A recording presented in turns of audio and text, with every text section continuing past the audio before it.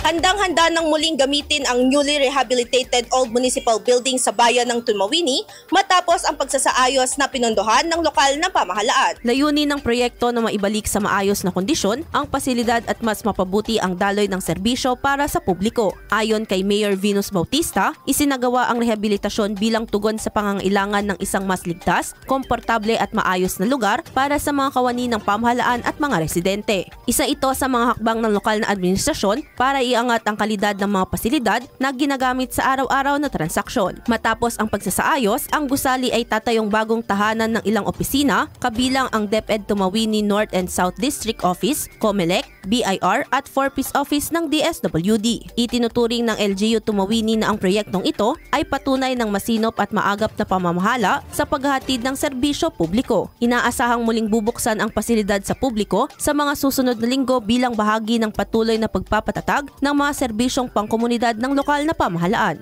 Idol, nanunuyo ba at humihina ang elasticity o pagbanat ng balat?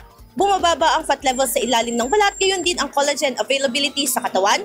Kaya naman 50 pa lang mukha ay kulubot na.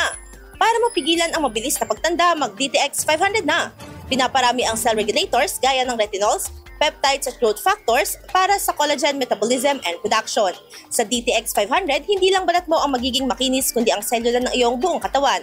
Para maging healthy, mag-DTX 500 palagi. Para sa IFM News, ako si Idol Sena Maria Akdang. Idol! IFM News.